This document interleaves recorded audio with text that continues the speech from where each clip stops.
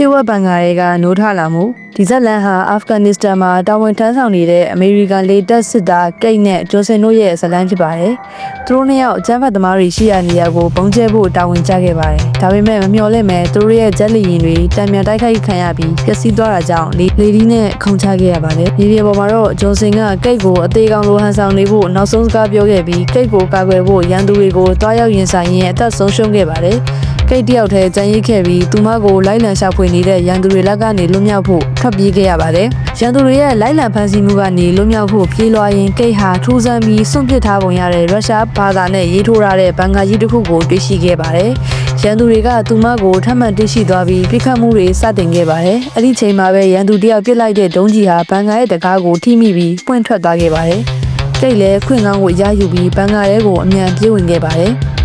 ဘန်ကာထဲမှာတော့ဒါဟာတာမန်နီယာမဟုတ်ပဲအေယာမမြေရောက်လျှို့ဝှက်တက်ခွဲကန်ကြီးတစ်ခုဖြစ်နေတာကိုတွေ့ရှိခဲ့ပါတယ်။နေရာတိုင်းမှာထူးဆန်းတဲ့အခြေအနေတွေနဲ့ပြည့်နေပြီးစမ်းသပ်မှုမှတ်တမ်းတွေနဲ့ flash drive တစ်ခုကိုတွေ့ရှိခဲ့တာကြောင့်ကိတ်ကအဲ့ဒါကိုယူဆောင်လာခဲ့ပါ။ကိတ်ရဲ့နောက်ကိုလိုက်လာတဲ့အကြမ်းဖက်သမားတွေဟာတက်ခွဲကန်ရဲ့ပါဝါကိုပြန်ဖွင့်လိုက်တဲ့အခါနိုင်ရတဲ့ချောင်းမှာတန်းစီထားတဲ့အေယာမဖမ်းမြုံကြီးတွေထဲမှာထူးဆန်းတဲ့တရားကြီးကိုတွေ့ရှိပြီးထိတ်လန့်သွားကြပါတယ်။အပြန်အလှန်ပြစ်ခတ်မှုတွေဖြစ်ပွားရင်စီဇန်တတောက်ကဖမ်းမြုံတစ်ခုကိုထိမှန်သွားခဲ့ပါတယ်။ဖမ်းမြုံအက်ကွဲသွားပြီးအထက်ကတတော်ဝါကြီးနိုးထလာခဲ့ပါတယ်။အဲဒီတတော်ဝါကြီးဟာအလွန်တန်မာပြီးအနီးနားကအကြမ်းဖက်သမားတအုပ်ကိုချက်ချင်းတိုက်ခိုက်လိုက်ပါတယ်။ကိတ်လည်းကြောက်လန့်တကြားနဲ့ဘန်ကာထဲကနေအမြန်ဆုံးပြန်တက်ပြေးခဲ့ရပါတယ်။သူမရဲ့ခြေထောက်ကိုတတော်ဝါကြီးက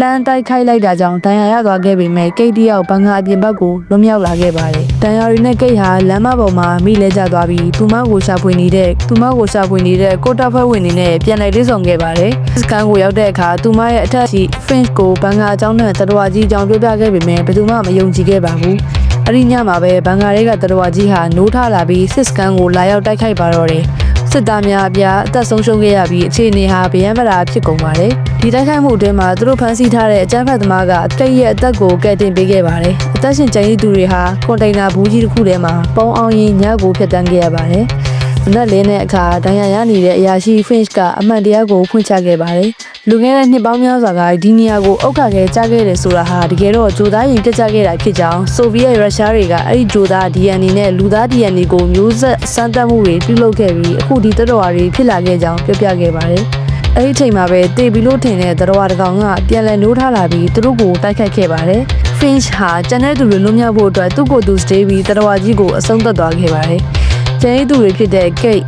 Snare နဲ့အခြားစစ်သားတွေဟာဒီတော်တွေကိုအပီးတိုင်ဖျက်ဆီးဖို့ဘန်ကာကိုဘုံနဲ့ဖောက်ခွဲဖို့ဆုံးဖြတ်ခဲ့ပါတယ်။သူတို့ဘုံထောင်ပြီးပြန်ထွက်မှာ Snare ကိုတော်တစ်ကောင်ကဘန်ကာထဲကိုဆွဲခေါ်သွားခဲ့ပါတယ်။အဲ့ဟာသူ့အဖွဲ့သားကိုပြင်မထားနိုင်တာကြောင့်မကြခင်လေကြောင်းကနေတိုက်ခိုက်မှုလာတော့မယ်မန်တီတီကြီးနဲ့ Snare ကိုကယ်တင်ဖို့ဘန်ကာထဲကိုပြန်ဆင်းသွားခဲ့ပါတယ်။ဘန်ကာထဲကသူတို့ဟာမူလပင်မဂျိုသားကြီးကိုတောင်တွေ့ရှိခဲ့ရပါတယ်။ချိန်မရတော့တာကြောင့်သူတို့ဟာအဖွဲ့သားတချို့ကိုစတေးခဲ့ရပြီးကိတ်နဲ့ Snare တို့ဟာကမိန်းကျိုးတွေတုံးပြီးအပေါ်ကိုပြန်တက်လာခဲ့ရပါတယ်။သူတို့အပေါ်ကိုပြန်ရောက်လာတဲ့အချိန်မှာပဲအကြမ်းဖက်သမားတွေနဲ့ထပ်မံရင်ဆိုင်ခဲ့ရပြီးလေရင်ကပြစ်လိုက်တဲ့ဒုံးကြီးဟာဘန်ကာကြီးလုံးဝပျက်စီးသွားစေခဲ့ပါတယ်။နောက်ဆုံးမှာတော့ Kate, Snare နဲ့တခြားစစ်သားတအုပ်တို့ဟာကားတစ်စီးနဲ့လွတ်မြောက်သွားခဲ့ပြီးကိတ်လက်ထဲမှာတော့ဒီအဖြစ်အပျက်အားလုံးရဲ့အမှန်တရားတွေပါဝင်တဲ့ flash drive တွေတခုကျန်ရှိနေခဲ့ပါတော့တယ်။ဇလန်လီကတော့ဒါပါပဲရှင်။ကျေးဇူးအများကြီးတင်ပါတယ်။